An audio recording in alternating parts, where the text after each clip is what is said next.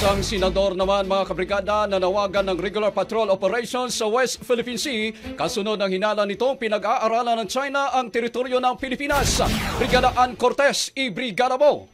Brigada Live Report. Nanawagan si Senator Mig Zubiri sa PNP Maritime Unit, Philippine Coast Guard, Philippine Navy at iba pang ahensya na may kaugnayan dito na gawing regular ang patrol operation sa mga teritoryo ng bansa, partikular na sa West Philippine Sea.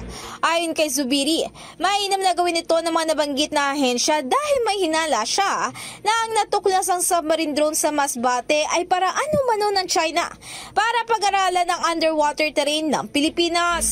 Kasunod nito, sinabi ng senador na maituturing na national concern ang ganitong pangyayari na dapat ay seryosohing tutukan ng pamahalaan.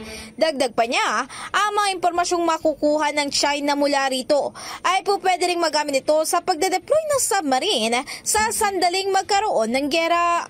Maaalala, ayon sa naging pagdinig sa Senado ay lumalabas na ang nakuhang drone ay gawa sa China at posibleng naadudlang papunta sa Masbate.